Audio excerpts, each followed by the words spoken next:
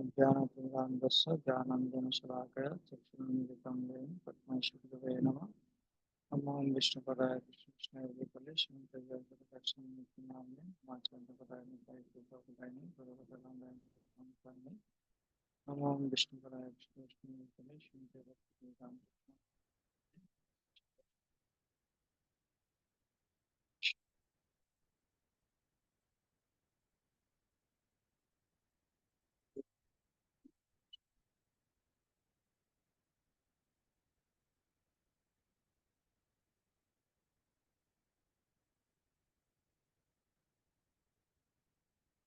जय श्री कृष्ण चैतन्य प्रभु नित्यानंद श्री अद्वैत हरे कृष्ण हरे हरे हरे राम হরে কৃষ্ণ। সবাইকে আমি স্বাগত জানাচ্ছি আজকের অধিবেশনে। আমরা আলোচনা করছিলাম শান্তির সূত্র। গত ক্লাসে আমরা আলোচনা করছিলাম money can not buy everything, টাকা দিয়ে সবকিছু কিনা যায় না। কে কতটুকু সুখ পাবে সেটা অলরেডি বরাদ্দ হয়ে গিয়েছে। বরাদ্দের থেকে অধিক সুখ কেউ ভোগ করতে পারবে না। টাকা হয় আপনাকে ছেড়ে চলে যাবে, আপনি টাকাকে ছেড়ে চলে যাবে। তাই কেউ যদি টাকা ত্যাগ করেনি এবং সে টাকাও তাকে ছেড়ে চলে যায়নি, কিন্তু আশ্চর্যের বিষয় হচ্ছে সেই ধন সম্পদ দিয়ে সুখ যে নিশ্চিতভাবে পাবে তার কোনো নিশ্চয়তা নেই। কারণ অর্থ সুখ নিশ্চিত করে না, টাকা সুখ। আর একটা ঘটনা আছে রাধেশ্যাম প্রভুর। পুনেতে এক বৃদ্ধ লোক এবং এক বিদ্যার একটা বিশাল বাড়িতে গিয়েছিলেন। তাকে নিমন্ত্রণ করেছিল বৈষ্ণব সভায়। বিশাল বাড়ি, সেখানে তিনি গেলেন। অনেকগুলো রুম, অনেক প্রাসাদের মতো বাড়ি, কিন্তু মানুষ আসে শুধু দুইজন, স্বামী স্ত্রী, বৃদ্ধ বিদ্যা, বুড়ো বুড়ি। তারা দুইজন শুধু এই বিশাল বাড়িতে থাকে। ছেলে এবং ছেলের বউ থাকে বিদেশে। তাদের সাথে এই বুড়ো বুড়ির সাথে কথা বলার কেউ নেই, এবং তারা যে দুঃখ শেয়ার করবে সেরকম কোনো ব্যক্তি নেই। তো যদিও তাদের বিশাল অর্থ, টাকা পয়সা, ধন সম্পদ সব আছে, কিন্তু তাদের মধ্যে কোনো সুখ নেই। তো রাধেশ্যাম প্রভুকে তারা বসতেও দিল, তাদের দুঃখের কথা বলল। রাধেশ্যাম প্রভু উত্তর দিলেন, উপদেশ দিলেন তাদেরকে হরিনাম জপ করার জন্য, ভক্তি সংগ্রহ করার জন্য, মন্দিরে আসার জন্য। যে যে অর্থ তারা লাভ করেছে ভগবানের আশীর্বাদে, সেগুলো ভগবানের সেবায় লাগানোর জন্য। তো এইভাবে তারা আস্তে আস্তে ভক্ত হয়ে গেল। তো দেখা যাচ্ছে এই ঘটনায় তাদের সবকিছু আছে, কিন্তু কোনো সুখ শান্তি নেই। সবাই অর্থের জন্য পাগল, কিন্তু তাদের অর্থ আছে, বাড়ি আছে, গাড়ি আছে, সব আছে, কিন্তু সুখটা তাদের কাছে নেই। এটা হচ্ছে জগতের অবস্থা। তাহলে কিভাবে অর্থ ব্যয় করা উচিত? যদি আপনার অনেক অর্থ আছে, কিন্তু আপনার অর্থ কিভাবে আপনি ব্যয় করবেন সেই সম্পর্কে আমাদের আচার্যরা একটা ফর্মুলা দিয়েছেন। 100%-এর মধ্যে 25% ফর ডেইলি কমোডিটিস, মানে দৈনন্দিন ব্যয় নির্বাহের জন্য 25% টাকা আপনি যে অর্থ উপার্জন করেন তার 25% অর্থ দৈনন্দিন নিত্য নৈমিত্তিক চাহিদা পূরণের জন্য ব্যবহার করা উচিত। বাকি 25% ইমার্জেন্সি, অসুখ বিসুখ বা ভবিষ্যতে কোনো প্রয়োজন, এটার জন্য সঞ্চয় করা উচিত, সঞ্চয় করে রাখা উচিত, ইমার্জেন্সি সিচুয়েশনের জন্য কাজে লাগে। আর বাকি 50%, 50% অর্থ ভগবানের সেবায় দান করা উচিত। এই ফর্মুলাটা দিয়েছেন রূপ গোস্বামী পাদ। তিনি নিজে এটা তার জীবনে পালন করেছেন এবং আমাদেরকেও পালন করার জন্য নির্দেশ দিয়েছেন। তো শুধুমাত্র নারায়ণের শ্রী চরণ কমলেই লক্ষ্মী স্থির থাকেন। এই জড়জগতে লক্ষ্মীকে চঞ্চলা বলা হয়, কারণ তিনি কোনো জায়গায় স্থির থাকেন। কেউ যদি লক্ষ্মীকে লুণ্ঠন করে সংগ্রহ করে নিজের কাছে রাখতে চায়, তাহলে সে শুধু দুঃখই পাবে। এভাবে রাবণ সীতাকে অপহরণ করে হ্যাঁ চেয়েছিল বন্দি করে রাখার জন্য, কিন্তু এর পরিবর্তে রাবণ নিজেই ধ্বংস হয়ে গেল। সীতা দেবী যখন অশোক বাটিকাতে ছিলেন রাবণের শালায়, রাবণ তার কাছে এসেছিলেন তাকে প্রপোজাল দেওয়ার জন্য, তাকে প্রস্তাব দেওয়ার জন্য যে তুমি রামকে ভুলে যাও, তুমি এই লঙ্কার রানী হও, ঐশ্বর্য গ্রহণ করো। তো সীতা দেবী তখন একটা কাজ করেছিলেন, তিনি একটা ঘাস, এখানে আপনি দেখতে পাচ্ছেন সীতা দেবীর হাতে একটা একটা ঘাস, সীতা দেবী একগুচ্ছ ঘাস নিয়ে সেই গাছটা রাবণ এবং তার মাঝখানে, মাঝামাঝি রাবণ এবং সীতা দেবীর মাঝখানে মাঝামাঝি জায়গায় তিনি গাছটাকে রাখতেন। তো আচার্যরা এটার অনেক সুন্দর ভাষ্য দিয়েছেন, কমেন্টারি করেছেন যে কেন সীতা দেবী রাবণের সামনে একটা ঘাস কেন রাখতেন, কি কারণ। আচার্যরা প্রায় 10-15টা কারণ দিয়েছে। তা আমি এখন সবগুলো বলবো না, কয়েকটা বলবো কেন সীতা দেবী রাবণের সামনে একগুচ্ছ ঘাস রাখতেন। এখানে বলা হচ্ছে যে বৈদিক সভ্যতায় একজন রাজকন্যা কোনো পরপুরুষের সাথে সরাসরি কথা বলেন না, তাদের উভয়ের মাঝখানে একটি পর্দা থাকে। সীতা দেবী তার বর্তমান অবস্থায় কোনো পর্দা রাখার সুযোগ পাননি, যেহেতু তিনি বন্দিনী, তিনি পর্দা রাখার সুযোগ পাননি। সেই জন্য তিনি একগুচ্ছ ঘাস নিয়ে সেটা রাবণ এবং তার মাঝখানে রেখেছিলেন, যেটা হচ্ছে পর্দার প্রতিনিধিত্ব করছে। রাজকন্যাকে পরপুরুষের সাথে কথা বলতে হলে পর্দা মেনটেন করতে হয়, কিন্তু যেহেতু তিনি পর্দা মেনটেন করতে পারছেন না, তাই তিনি একটা ঘাস রেখেছেন, যেটাকে পর্দা হিসেবে তিনি ব্যবহার করছেন। এটা হচ্ছে একটা কারণ, প্রথম কারণ। দ্বিতীয় কারণ হচ্ছে রাবণের সামনে একগুচ্ছ ঘাস নিক্ষেপ করার মাধ্যমে সীতা দেবী বুঝাতে চাইলেন রাবণের সব ঐশ্বর্য এবং ধনসম্পদ সীতা দেবীর কাছে ঘাসের মতো তুচ্ছ। ঘাস নিক্ষেপ করে সীতা দেবী বলে, তোমার তোমার এইসব ঐশ্বর্য ধন সম্পদ আমার কাছে ঘাসের মতো তুচ্ছ। 3 নাম্বার কারণ, সীতা দেবী রাবণকে সতর্ক করে দিতে চেয়েছিলেন যে তার স্বামী রামচন্দ্র যে কোনো জায়গা থেকে আবির্ভূত হতে পারে, রামচন্দ্র এই ঘাসের মধ্য থেকেও আবির্ভূত হতে পারে। তিনি পূর্বে নৃসিংহদেবের একটা লীলা স্মরণ করেছিলেন, কিভাবে স্তম্ভ থেকে, পিলার থেকে নৃসিংহদেব আবির্ভূত হয়েছে। তাই সীতা দেবী রাবণকে বুঝাতে চাইলেন, রাবণ তুমি এত গর্ব করো না, আমার স্বামী পিলার থেকেও আবির্ভূত হতে পারে, এই গাছের গুচ্ছ থেকেও আবির্ভূত হতে পারে। সেই জন্য তিনি একগুচ্ছ গাছ নিক্ষেপ করেছিলেন।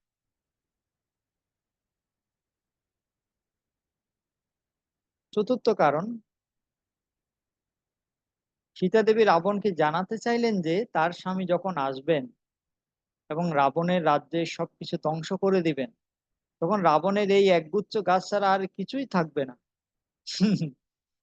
সীতাদেবী বললেন, রাম যখন এসে তোমাকে মারবে, তখন এই একগুচ্ছ গাছ ছাড়া তোমার আর কিছুই থাকবে না, সবকিছু রাম ধ্বংস করে দেবে। তারপর সীতা দেবী 5 নাম্বার কারণ, সীতা দেবী বুঝাতে চাইলেন যখন রাবণ রামের কাছে পরাজিত হবে এবং বুলন্টিত হয়ে পড়ে থাকবে, তখন তাকে এই গাছগুলো দাঁতে ধারণ করে দৈন্যভাব অবলম্বন করতে হবে। সবারও চরণবন্ধ দন্তে করি ঘাস। আমাদের আচার্যরা গিয়েছেন যে বৈষ্ণবদেরকে শরণাগত হতে হলে দন্তে তৃণ ধারণ করে, হ্যাঁ, দাঁতে ঘাস ধারণ করে হাত জোর করে বিনীতভাবে যেতে হয় বৈষ্ণবদের নিকটে। এটা একটা বৈষ্ণব সংস্কৃতি। তো সীতা দেবী বললেন, রাম যখন আসবে, তোমার এই তোমাকে পরাজিত করবে, তুমি ভূমিতে ভুলুণ্ঠিত হয়ে পড়ে থাকবে, তখন এই গাছগুলো দাঁতে ধারণ করে তোমাকে বিনীত হয়ে যেতে হবে। সেজন্য আগে থেকে তোমাকে আমি গাছ দিচ্ছি। সেই জন্য তিনি গাছ নিক্ষেপ করলেন। ষষ্ঠ কারণ, তিনি রাবণকে বামন দেবের কাহিনী স্মরণ করিয়ে দিতে চাইলেন। বলি মহারাজ যখন তার জলপাত্র থেকে জল ছিটিয়ে বামন দেবের প্রতি তার প্রতিজ্ঞা পূরণ করতে যাচ্ছিলেন, তখন তার গুরু শুক্রাচার্য তাকে বাধা দিয়েছে। শুক্রাচার্য নিজের একটি নিজেকে শুক্রাচার্য নিজেকে একটা পোকায় পরিণত করে সেই জল পাত্রের ছিদ্রের মধ্যে অবস্থান করেছিলেন যাতে জল বেরোতে না পারে। বামনদেব তখন একগুচ্ছ ঘাস নিয়ে সেই পোকাটিকে অপসারণ, একগুচ্ছ ঘাস নিয়ে বামনদেব পোকাটিকে কানা করে দিয়ে, চোখ কানা করে দিয়ে ওখান থেকে সরিয়ে দিয়েছে। তখন শুক্রাচার্যের চোখ অন্ধ হয়ে গিয়েছে। এর দ্বারা সীতা দেবী বোঝাতে চাইলেন যে তিনি অসহায় বা অস্ত্রহীন নন। রাবণ মনে করছে সীতা দেবী অসহায় বা অস্ত্রহীন।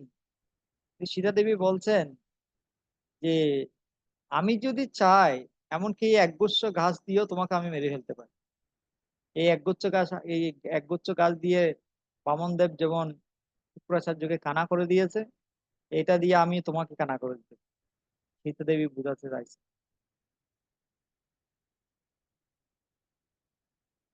7 নাম্বার কারণ, তিনি রাবণকে বোঝাতে চাইলেন যে কোনো মানুষ যখন ভালো এবং মন্দের জ্ঞান হারিয়ে ফেলে, তখন সেই ব্যক্তি একটি পশুর মতো হয়ে যায়। আর পশু কি খায়? ছাগল কি খায়? ঘাস খায়। সেই জন্য রাবণ যেহেতু পশুর মতো হয়ে গেছে, তাই এখন থেকে তার ঘাস খাওয়া শুরু করা উচিত। সেজন্য সীতা দেবী একগুচ্ছ ঘাস নিক্ষেপ করল। তুমি ঘাস খাও, তুমি পশু। 8 নাম্বার কারণ, সীতা দেবী বোঝাতে চাইলেন যে তার নিজের জীবন নিয়ে তার কোনো সংখ্যা নেই। সীতা দেবী বলছেন যে আমাকে নিয়ে আমার কোনো টেনশন নেই। তিনি তার জীবনকে একগুচ্ছ ঘাসের মতো মনে, তিনি সীতা দেবী বললেন আমার জীবন একগুচ্ছ ঘাসের মতো তুচ্ছ। রামের অনুপস্থিতিতে তিনি কখনো জীবনের ভয়ে রাবণের কাছে নিজেকে আত্মসমর্পণ করবেন না, কারণ তার জীবন তো ঘাসের মতোই তুচ্ছ। সীতা দেবী, এটা আরেকটা কারণ আচার্যরা বলছেন যে সীতা দেবী নিজেকে ঘাসের মতো তুচ্ছ বলে মনে করছেন, এবং তিনি বলছেন তোমার কাছে আমি আত্মসমর্পণ করব না, কারণ আমার জীবনের কোনো ভ্যালুই নেই। তুমি আমাকে মারলো কি কাটলেও কি তাতে কিছু যায় আসে, তারপর তোমার কাছে আমি আত্মসমর্পণ করবো না, কারণ আমার জীবন হচ্ছে ঘাসের মতো তুচ্ছ।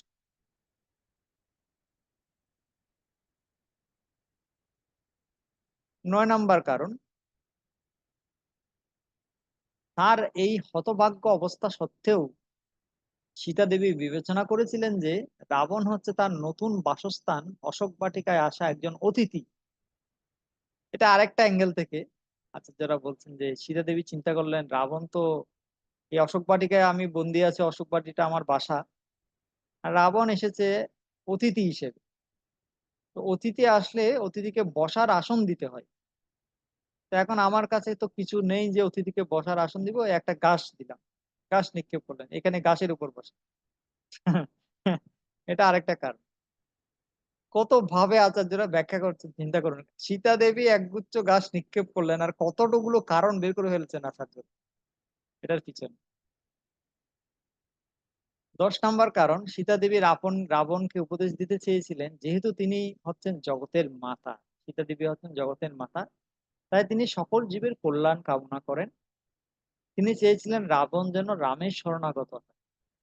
সেই জন্য ঘাস নিক্ষেপ করে তিনি বুঝাতে চাইলেন যে রাবণ যেন ঘাসের মতো রামের শরণাগত না হয়, কারণ মহাসাগরে একগুচ্ছ ঘাস কোনো জায়গায় স্থির থাকতে পারে না। সেই জন্য রাবণের উচিত ঘাসের মতো রামরূপী সাগরের আশ্রয় গ্রহণ না করে মাছের মতো মহাসাগরের আশ্রয় গ্রহণ। সীতা দেবী ঘাস নিক্ষেপ করে বোঝাচ্ছেন হে রাবণ, তুমি রামের শরণাগত, এই ঘাসের মতো রামের শরণাগত হইও না, কারণ গাছ তো ঢেউয়ের ধাক্কায় তলিয়ে যাবে সাগরে। তুমি ঘাসের মতো শরণাগত না হয়ে মাছের মতো সাগরের শরণাগত হও, কারণ তুমি যদি মাছের মতো সাগরের শরণাগত হও, তাহলে তুমি মহাসাগরের ঢেউ তোমাকে কিছু করতে পারবে। এটা হচ্ছে আরেকটা কারণ।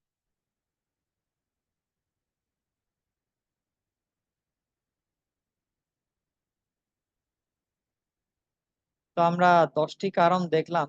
আরো অনেক কারণ, 15টা কারণ দিয়েছেন আচার্যরা, আমি 10টা বলেছি। একটা সিম্পল ঘটনা, রামায়ণের একটা সিম্পল ঘটনা দেখে মনে হয় যে ঘাস নিক্ষেপ করেছে সীতা দেবী, মহিলারা তো এরকম কত কিছু কত দিকে গাছ টাছ কত দিকে ছিঁড়ে কত দিকে নিক্ষেপ করছে, এটার কি আবার এতগুলো কারণ থাকে না? এতগুলো কারণ আছে। আর সীতা দেবী কোনো সাধারণ মহিলা নন, এটা ভগবানের শক্তি। তো এভাবে আমরা দেখি যে সীতা দেবী বুঝাতে চাইলেন লক্ষ্মী দেবী হচ্ছে চঞ্চলা, নারায়ণের চরণে তিনি স্থির থাকেন, তাকে যদি কেউ আলাদাভাবে ভোগ করতে চায় সে সেটা পাবে। কারণ আপনারা আমাকে বলবেন কেন আমাদের ইন্দ্রিয় তৃপ্তি করা উচিত নয়, কেন আমাদের ইন্দ্রিয় তৃপ্তি করা উচিত নয়। এখানে ইন্দ্রিয় তৃপ্তি বলতে এমন না যে আমরা না খাবো না ঘুমাবো, সেরকম না, অতিরিক্ত, অতিরিক্ত বা যেটা অনুমোদিত নয়, অনুমোদিত নয় এরকম ইন্দ্রিয় তৃপ্তি। আমরা প্রসাদ খাই, এটাও ইন্দ্রিয় তৃপ্তি। আমরা মন্দিরে গিয়ে নৃত্য করি, এটাও ইন্দ্রিয় তৃপ্তি। হ্যাঁ, আমরা তীর্থ ভ্রমণে যাই, এটাও ইন্দ্রিয় তৃপ্তি। এরকম অনুমোদিত ইন্দ্রিয় তৃপ্তি গুলো ঠিক আছে, কিন্তু অনুমোদন বিহীন বা অতিরিক্ত ইন্দ্রিয় তৃপ্তি, অতিরিক্ত প্রয়াস, যেটা দরকার নেই, সেরকম ইন্দ্রিয় তৃপ্তি কেন আমাদের করা উচিত নয়? আপনারা হাত তুলুন, বলুন।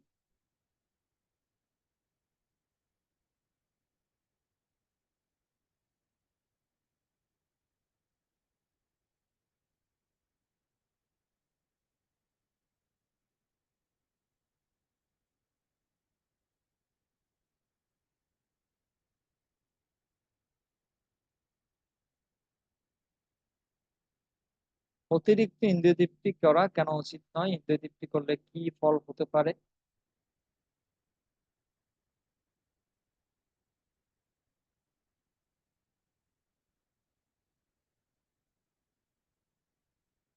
হাত তুলুন।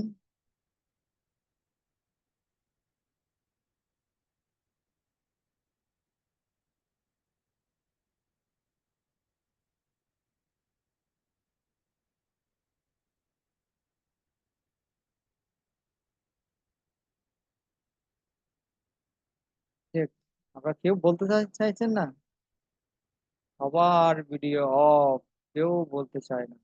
আপনারা ক্লাসে আছেন কি ঘুমাচ্ছেন?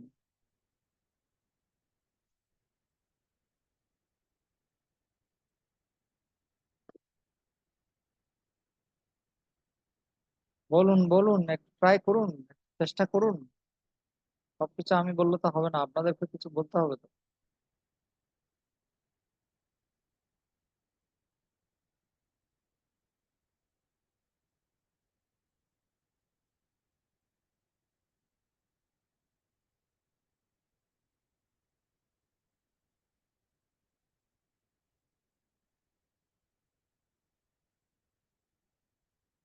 কেউ চেষ্টা করবেন বলার জন্য?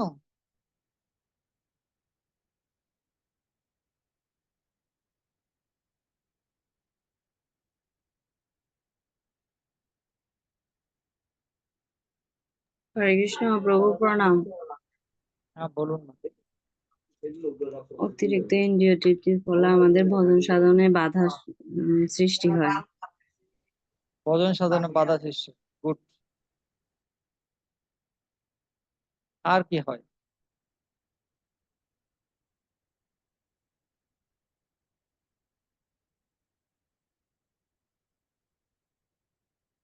ইন্দ্রিয় তৃপ্তি করলে, অতিরিক্ত ইন্দ্রিয় তৃপ্তি করলে আমরা খুব আনন্দ পাই, খুব মজা পাই, তাই নাকি? হ্যাঁ, এরকম। হরে কৃষ্ণ প্রভু, বলছিল যে মানে যদি ইন্দ্রিয় তৃপ্তি মানে যদি বলছে অতিরিক্ত ইন্দ্রিয় তৃপ্তি মানে করে, তাহলে এটা বলছে ক্ষণস্থায়ী, কিছুক্ষণের জন্য, পরে দিয়ে এটা আর ওটা থাকে না, এরকম আমি হম, শুনছিলাম আগমা প্রভু। অপায়ন অনিত্য। এটা আসে এবং যায়, এটা ক্ষণস্থায়ী, এটা চপল একদম সুখ।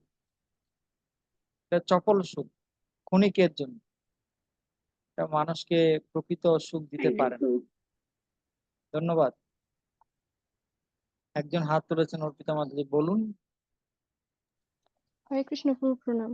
প্রভু, অতিরিক্ত ইন্দ্রিয় ভোগ আমাদের আমাদের শুধু কষ্টই দেয়, সেটা সব দিক দিয়ে। মানে অতিরিক্ত ইন্দ্রিয় তৃপ্তি করলে আমরা দুঃখ পাই, কষ্ট পাই, তাই হ্যাঁ তো? হ্যাঁ হ্যাঁ প্রভু। গুড। এই ধন্যবাদ। সংস্পর্শ যা ভোগা দুঃখ যৌনয় এবতে আদি অন্ত বন্ত কুন্তেয় ন তেষু রমতেই বুধ। আর কেউ বলতে চান নাকি আমরা ক্লাসে যাব? হরে কৃষ্ণ প্রণাম প্রভু। বলুন। অতিরিক্ত যদি আহরণ করা হয়, অতিরিক্ত খাওয়া যদি হয়, এটা তো ইন্দ্রিয় তৃপ্তি না। অতৃপ্তি আরো তো বেশি কষ্ট পাওয়া যায়, কষ্ট পাওয়া যায়। আর তো অনেক কষ্ট পাওয়া। হুম, ধন্যবাদ। আপনাদের সবাইকে ধন্যবাদ বলার জন্য, শেয়ার করার জন্য। Do you enjoy senses or senses exploiting you? আপনি কি ইন্দ্রিয়গুলোকে ব্যবহার করছেন নাকি ইন্দ্রিয়গুলো আপনাকে শোষণ করছে? ইন্দ্রিয়গুলো কি আপনার নিয়ন্ত্রণে আছে নাকি আপনি ইন্দ্রিয়গুলোর দ্বারা নিয়ন্ত্রিত হচ্ছে? নিজেকে, আমাদেরকে, প্রত্যেক মানুষকে এটা প্রশ্ন করা হচ্ছে। ইন্দ্রিয়গুলোকে আমি ব্যবহার করছি নাকি ইন্দ্রিয়গুলো আমাকে ব্যবহার করছে?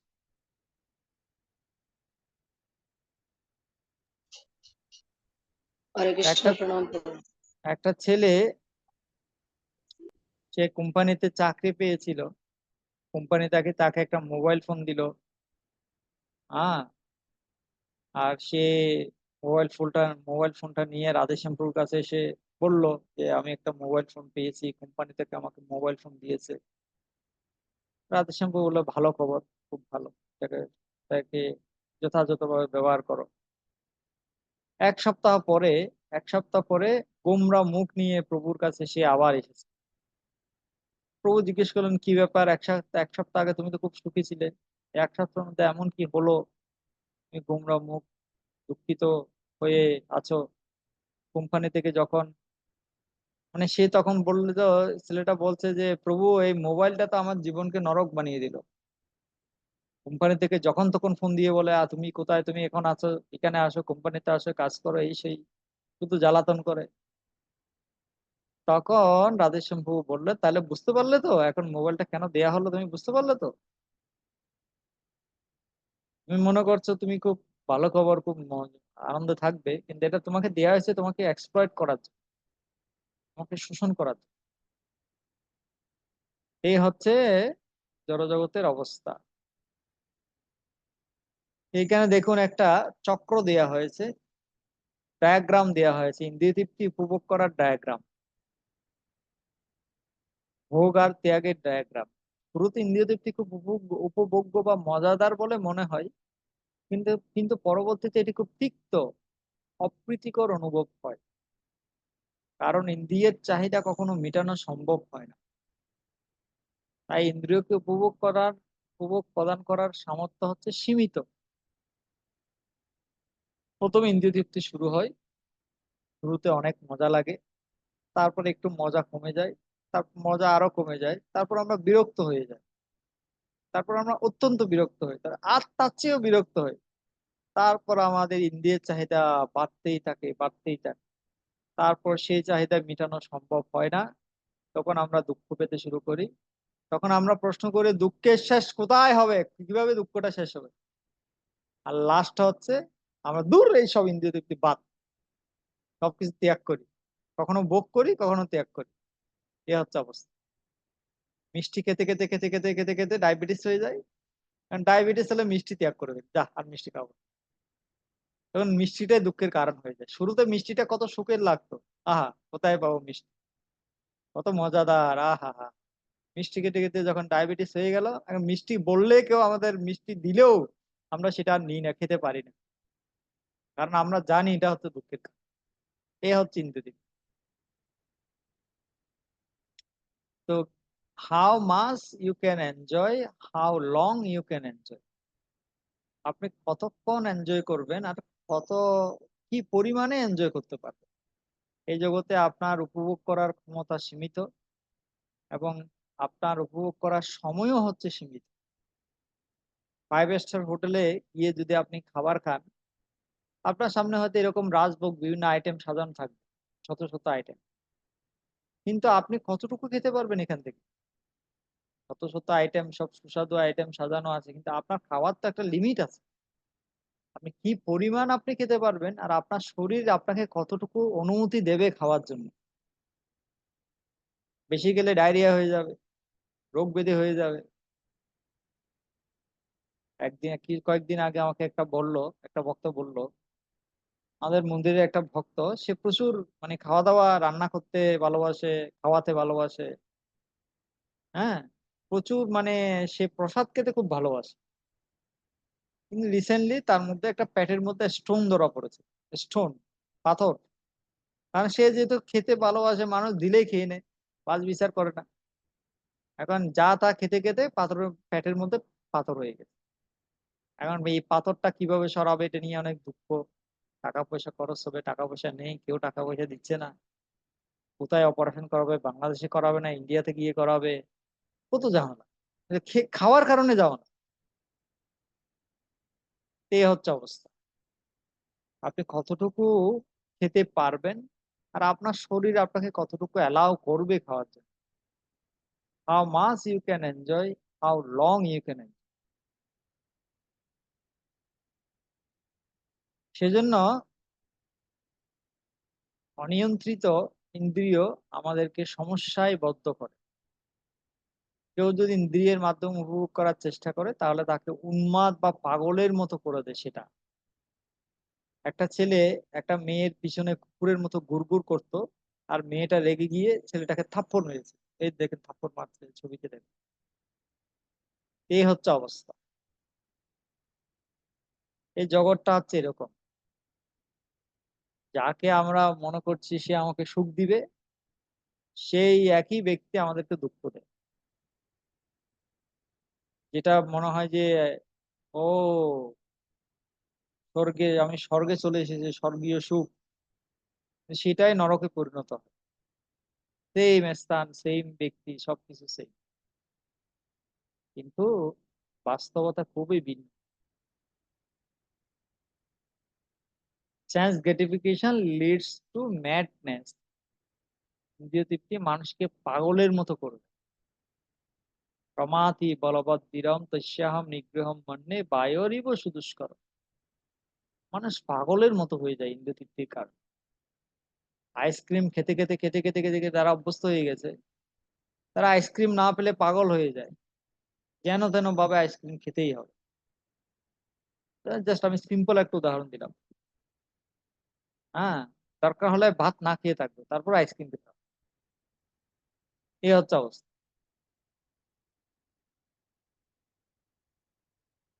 তো আমাদের ইন্দ্রিয়কে নিয়ন্ত্রণ করা প্রয়োজন। সেই জন্য বুড়ামত দেখো, বুড়ামত বলো, বুড়ামত শুনো। Don't see bad things, don't here bad things, don't speak bad things. খারাপ জিনিস দেখবেন না, খারাপ জিনিস শুনবেন না, খারাপ জিনিস বলবেন না। জিহ্বা, জিহ্বার কোনো হার নেই, কিন্তু জিহ্বে এমন কথা বলতে পারে যে লোকেরা পিটিয়ে আপনার হাড়কে গুঁড়ো করে দেবে। এই হচ্ছে অবস্থা। সুতরাং গুলি এবং বুলি যদি একবার মুখ থেকে বেরিয়ে যায়, সেটাকে আর ফেরত পাওয়া যায় না, সেটাকে ফেরত আনা যায় না।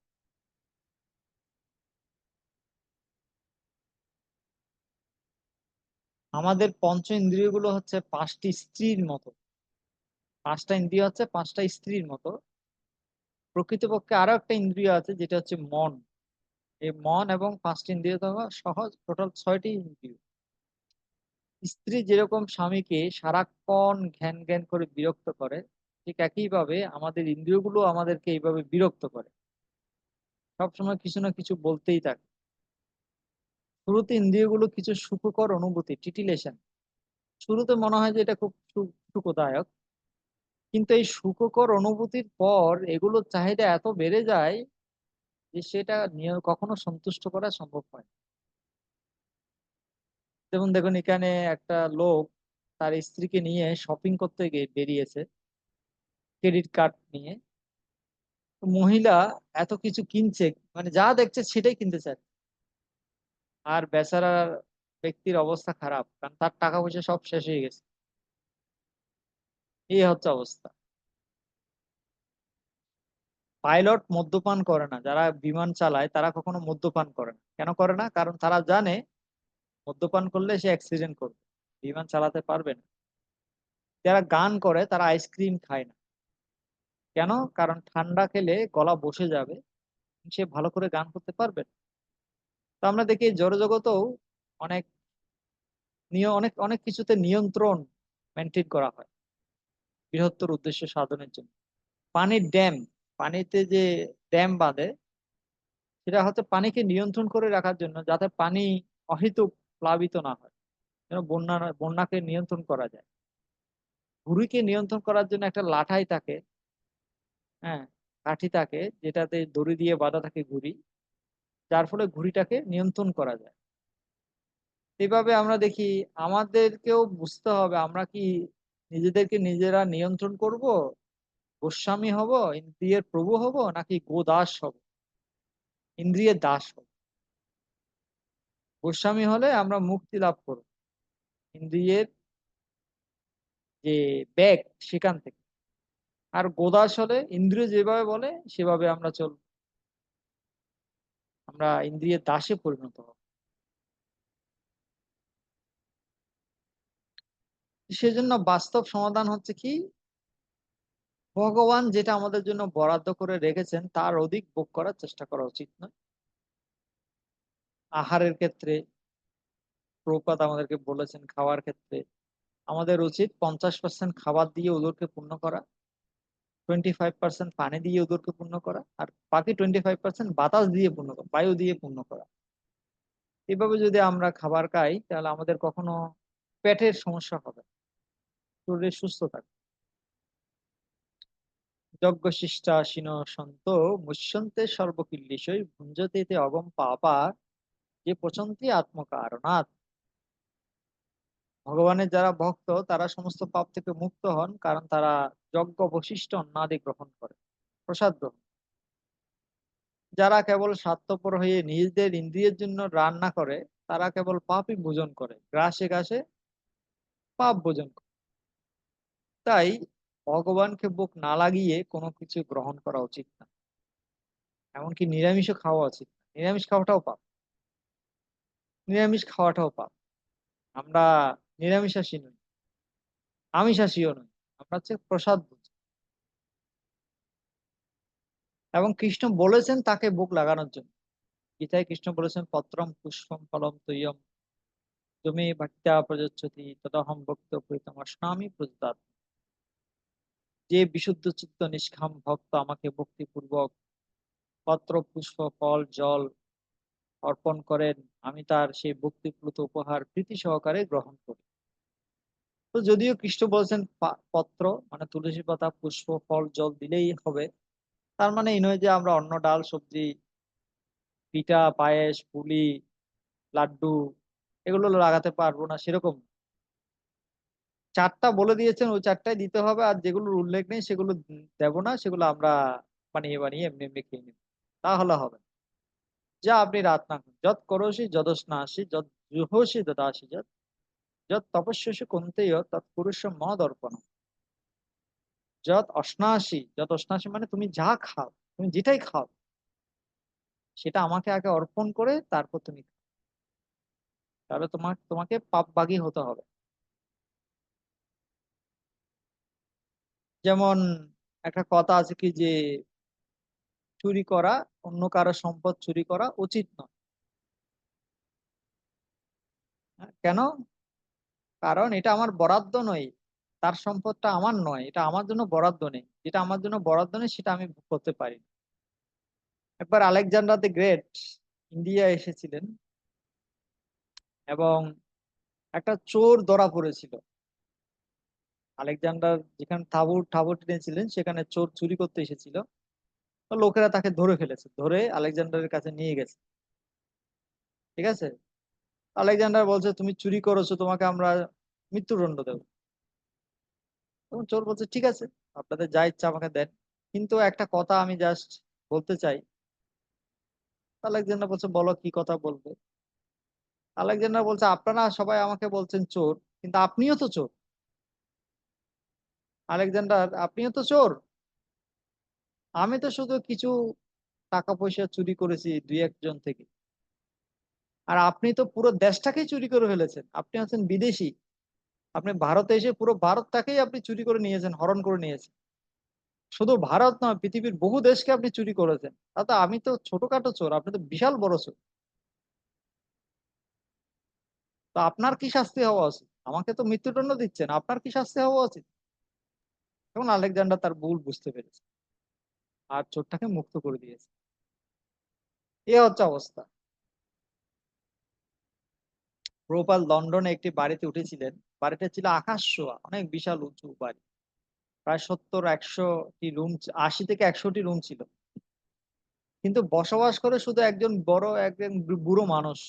এই এত বড় বাড়িতে এক বুড়ো মানুষ আর তার স্ত্রী শুধু বাস করে, আর কেউ নেই। এ হচ্ছে অবস্থা। হ্যাঁ, মানুষের লোভ অনেক বেশি। মানুষ মনে করে আমাদের অনেক বড় বাড়ি থাকলে, সুন্দর গাড়ি থাকলে, হ্যাঁ, এসি থাকলে, ফ্রিজ থাকলে, আধুনিক ফেসিলিটি থাকলে আমরা সুখে থাকবো। এগুলো জোগাড় করতে গিয়ে সারা জীবন কাটিয়ে দেয়। কিন্তু যখন এগুলো ভোগ করার সময় আসে তখন এত নানা রোগে আক্রান্ত হয়ে যায়, তখন আর ভোগার করতে পারে।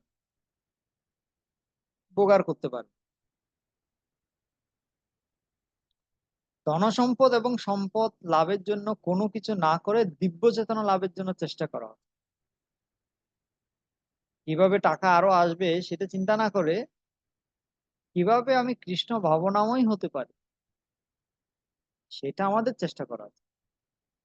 কারণ কৃষ্ণকে ভজন করলে কৃষ্ণ বলেছেন, যোগক্ষেমম বহামি অহম, আমার ভক্তের যা কিছু লাগবে আর সেটা আমি দিয়ে দেবো তাকে, তা আমি বহন করে নিয়ে আসবো। আর তার যা কিছু আছে সেটাকে আমি সুরক্ষিত রাখবো। এটা কৃষ্ণের দায়িত্ব। তো কৃষ্ণের উপর দায়িত্বটা ছেড়ে দিন, এত টেনশন করছেন, কৃষ্ণের উপর দায়িত্ব ছেড়ে দিন। সঙ্গীর ক্ষেত্রে ধর্মীয় অনুশাসন মেনে বিবাহ করা এবং কোনো অবৈধ সম্পর্ক না রাখা, এটা খুব গুরুত্বপূর্ণ। বর্তমান যুগে সাধু বলুন, গৃহস্থ বলুন, সবাই বিভিন্নভাবে নানাভাবে অবৈধ সঙ্গে যুক্ত। কেউ লাল কাপড় পরে যুক্ত, কেউ সাদা কাপড় পরে যুক্ত, কেউ গৃহস্থ হয়ে অবৈধ সঙ্গে যুক্ত।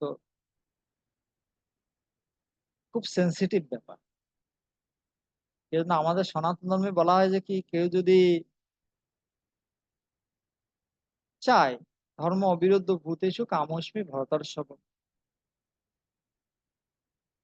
ধর্মীয় অনুশাসন মেনে সে বিবাহ করতে পারে, এবং অবৈধ সম্পর্ক রাখা কখনোই উচিত নয়। এটা 4টে নীতির বিরোধী। 4টা যে আমরা নিয়ম পালন করি, এর মধ্যে একটা হচ্ছে অবৈধ সঙ্গ বর্জন। সেই জন্য কপট হওয়া ভালো নয়।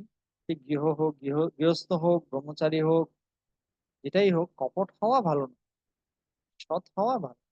সৎ মানুষকে সবাই পছন্দ করে, কপটকে কেউ পছন্দ করে না। বাসস্থানের ক্ষেত্রে বাসস্থান ভগবান কেন্দ্রিক হওয়া উচিত। জমির উপর বিশাল বাংলো তৈরি করে যশ বাড়ানোর জন্য লোভী হওয়া উচিত। আপনি মানুষ হচ্ছেন 3-4 জন, রুম থাকবে 70-80টা, কি দরকার বলুন? 3-4 জনের জন্য 2-3টা রুম যথেষ্ট। যতটুকু আমাদেরকে সিম্পল হওয়া যায় ততটুকু আমাদের সিম্পল হয়ে সরল জীবন, উন্নত চিন্তা, এটাই হচ্ছে কাম্য। পোস্ট, আপনি যে পোস্ট পেয়েছেন সেটা ভগবানের আপনাকে দিয়েছেন, ভগবান প্রদত্ত একটা আশীর্বাদ মনে করে ভগবানের দাস রূপে অন্যদের সেবার জন্য সে পোস্টটা ব্যবহার করা উচিত। নিজের শক্তি দেখানোর জন্য, প্রভাব বৃদ্ধির জন্য কূটনীতিকে প্রশ্রয় দেওয়া উচিত। নিদ্রা, ঘুম, ভগবানের সেবা করার জন্যই পর্যাপ্ত রূপে সুস্থ থাকার জন্য 6 ঘন্টা ঘুমানো উচিত। অতিরিক্ত ঘুমানো উচিত নয়, অতিরিক্ত কম ঘুমানো উচিত। নাত্ম তস্তু যোগস্তে ন চৈকান্ত মনস্নত ন চাতি স্বপ্নশীল হচ্ছে জাগ্রত নৈবচ। যারা খুব বেশি ঘুমায় তারা যোগী হতে পারে না, যারা খুব কম ঘুমায় তারাও যোগী হতে পারে না। সেজন্য অতিরিক্ত ঘুমানো ভালো নয়, অতিরিক্ত কম ঘুমানো ভালো নয়।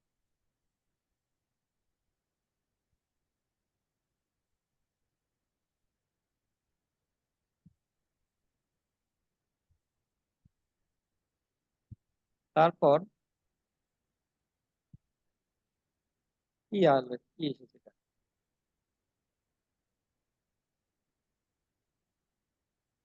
বিনোদন। যা কৃষ্ণ ভাবনার অনুকূল সেরকম বিনোদন আমরা গ্রহণ করতে পারি। সিনেমা, ম্যাগাজিন, জড় চলচ্চিত্র প্রভৃতি পরিহার করা উচিত। কৃষ্ণ ভক্তরা জাগতিক টিভি দেখে না, টিভি তো দেখেই না, সিনেমা, ম্যাগাজিন, চলচ্চিত্র এগুলো দেখে না। কৃষ্ণ ভক্তরা শুধু কৃষ্ণ ভাবনাময় যদি কোনো কিছু থাকে, যেমন লিটল কৃষ্ণ, আমরা এখন রামায়ণ দেখাচ্ছি, মহাভারত বা এরকম যেগুলো শিক্ষণীয়, বিভিন্ন পুরাণের কাহিনী, বিভিন্ন ভগবানের অবতারদের লীলা, এগুলো আমরা দেখি। টিভি যদি, ইউটিউবে অনেক সময় আমরা দেখি বিভিন্ন মহারাজদের ক্লাস শুনি, বিভিন্ন প্রভুদের আমরা ক্লাস শুনি, বিভিন্ন শিক্ষণীয় কৃষ্ণ ভাবনাময় ভিডিও আমরা দেখি। তো এটা হচ্ছে কৃষ্ণ ভক্তদের কৃষ্ণ ভক্তদের জাগতিক বিনোদনের প্রতি কোনো আগ্রহ নেই। কৃষ্ণ ভক্তরা শুধু কৃষ্ণ ভাবনাময় বিনোদন করে থাকে।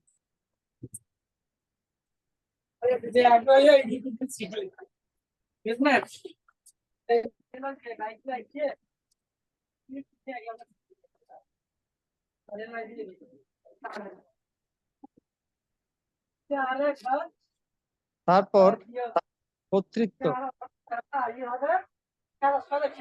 পশু হত্যা, গর্ভপাত ইত্যাদি ইত্যাদিকে প্রশ্রয় না দেওয়া, এটা খুব কমন কলিযুগে। মানে যত্রতত্র মানুষ পশু হত্যা করছে, খুব নিশ্চিত কসাইখানা খুলে পশু হত্যা করছে। আর যারা গৃহস্থরা আছে তারা গর্ভপাত করছে, অ্যাবর্শন করছে, সেটা পিল দিয়ে হোক বা যেভাবেই হোক। আমাদের সনাতন ধর্মে এগুলোকে অনুমোদন দেওয়া হয়নি, এগুলো অ্যাভয়েড করা উচিত।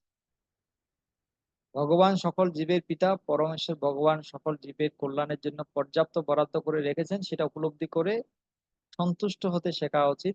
কারো কামনা বা লোভ পূরণের জন্য এই সম্পদগুলো ব্যবহার করা উচিত না। ঠিক আছে?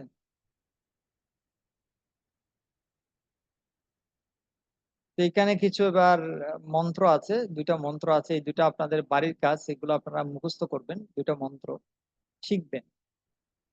আমি জানি আপনাদের অনেকে শিখে রেখেছেন, অনেকে মুখস্থ আছে।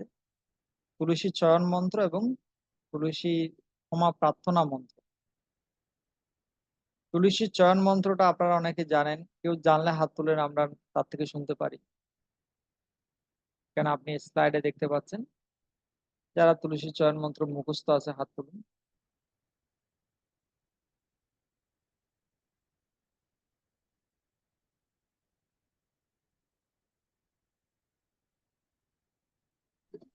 বলুন।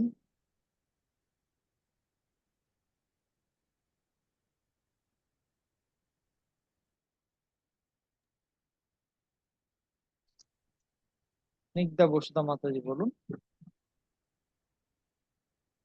हरे कृष्ण प्रभु प्रणाम। ओम चायनाथ बाबा তুলসী চয়ন प्रणाम। মন্ত্র বলবেন, চয়ন মন্ত্র, ক্ষমা প্রার্থনা না, চয়ন মন্ত্র। গোবিন্দম বল্লভানং দেবী ভক্ত চৈতন্য কায়নাম সামনে এটা প্রভু কোনটা যে না, এটা তো স্নানের মন্ত্র যেটা বলছেন, চয়ন মন্ত্র তুলসী পাতা ছিঁড়ার মন্ত্র। ও ओम तुलसी मृत जन्मासि सदा तम केशव प्रिया केशवान्ति स्योमी तथा भरत बाबा शोभन। গুড। ঋতু মাতাজি আপনি বলুন। হরে কৃষ্ণ প্রভু প্রণাম। তুলসীমিত জন্মশ্রী সদাতাং কৃষক কৃষকার্থে চিনুমি চবর্দ ভব শবনে। গুড, ধন্যবাদ। আর কে বলেনি? দর্শবতী মাতাজি বলুন।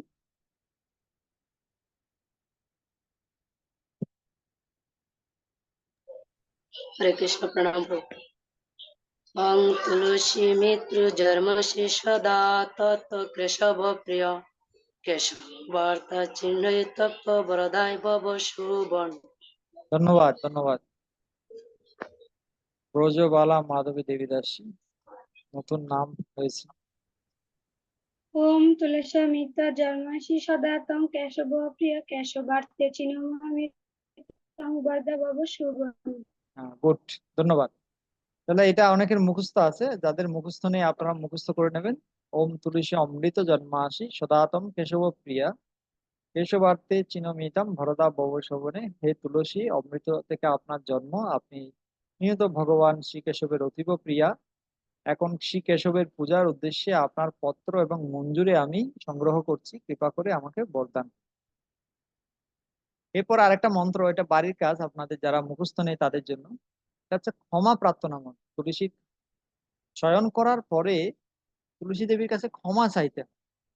তুলসী দেবী অত্যন্ত ভগবানের প্রিয়, তো তাকে যে আমরা কষ্ট দিয়েছি, পাতা ছিঁড়েছি, তিনি কষ্ট পেয়েছেন, তাই তার কাছে ক্ষমা চাইতে হয়। এটা হচ্ছে শয়নোদ্ভব দুঃখম চ যৎ হৃদি তব বর্ততে তৎ কমস্য জগৎ মাত বৃন্দা দেবী নমস্তুতে। আমি আবার 3বার বলবো, যাদের মুখস্থ আছে তারা হাত তুলে রাখবেন, তাদের থেকে আমরা শুনবো। শয়নোদ্ভব দুঃখম চ যৎ হৃদি তব বর্ততে তৎ কমস্য জগৎ মাত বৃন্দা দেবী নমস্তুতে। শয়নোদ্ভব দুঃখম চ যৎ হৃদি তব বর্ততে তৎ কমস্য জগৎ মাতঃ বৃন্দা দেবী নমস্তুতে। এর মানে কি? হে তুলসী দেবী, আপনাকে আমার সশ্রদ্ধ প্রণতি নিবেদন করি। হে জগৎ মাতা, আপনার পত্র ও মঞ্জুরি চয়নকালে যদি আপনার হৃদয়ে দুঃখের উদ্ভব করে থাকে, তবে কৃপা করে আমাকে ক্ষমা করুন। তুলসী দেবীর কাছে ক্ষমা চাওয়ার মন্ত্র। তো যাদের মুখস্থ আছে আপনারা হাত তুলতে পারেন, আর যাদের মুখস্থ নেই আপনারা একটা স্ক্রিনশট নিয়ে নেন, বড় করে দিচ্ছি। স্ক্রিনশট নিয়ে নেন, যাদের মুখস্থ নেই আপনারা এটা মুখস্থ করবেন।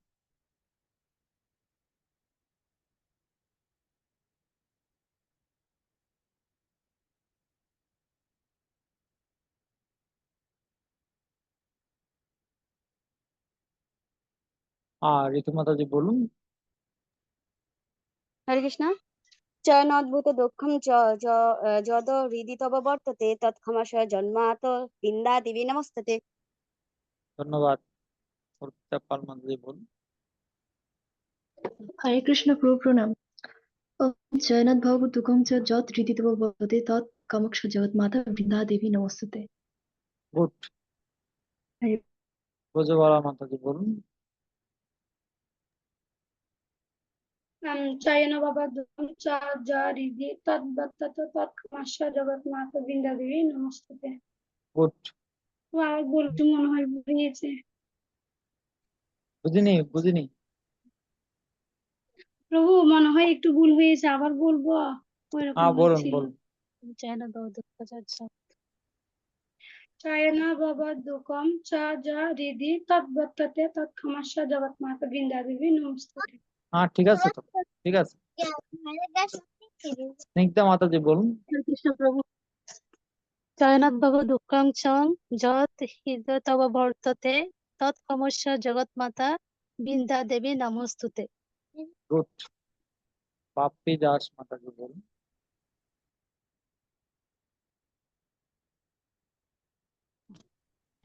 হরে কৃষ্ণ প্রভু প্রণাম।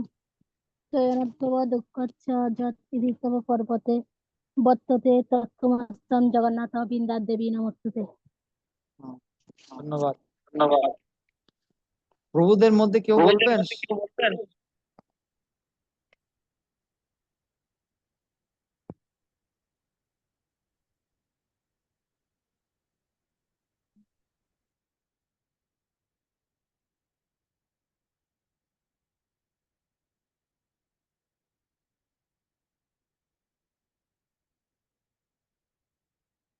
ঠিক আছে, কেউ বলতে চাইছেন না, আমরা আমাদের ক্লাস এখানে সমাপ্ত, আজকের ক্লাস। ওর জন্য কিছু বাড়ির কাজ আছে।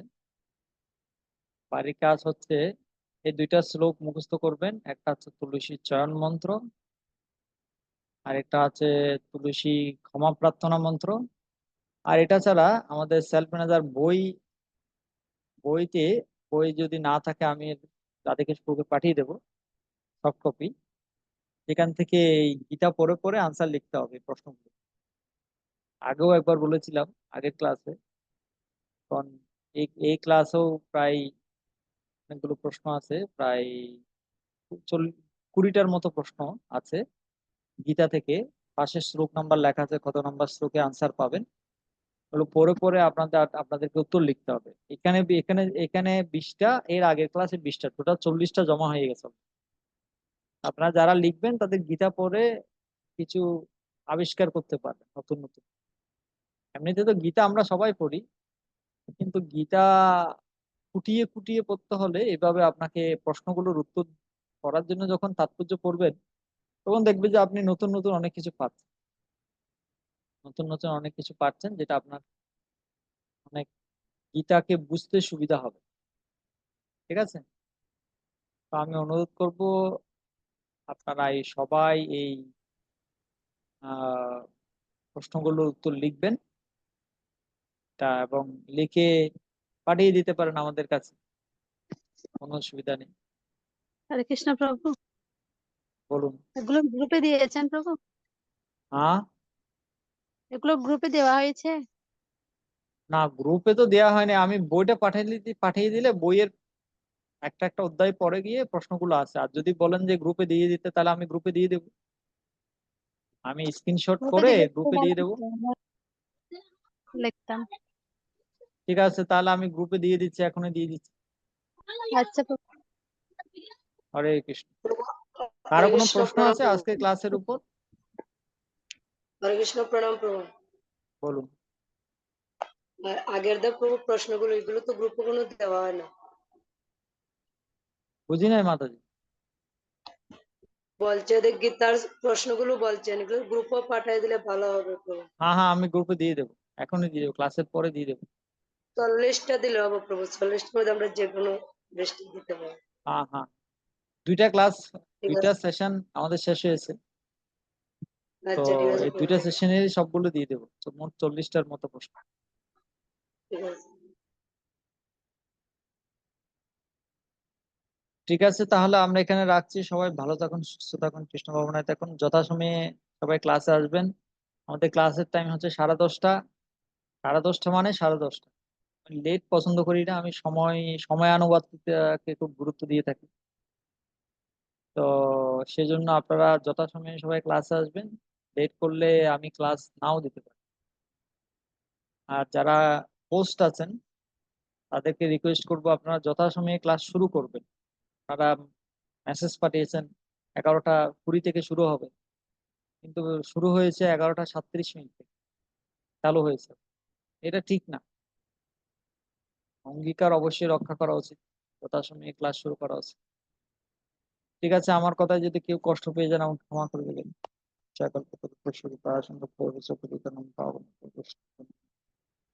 শিল প্রভুপাদ কি জয়, গুরু মহারাজ কি জয়, সমবেত ভক্তবৃন্দ কি জয়, নিতাই গৌর প্রেমানন্দ।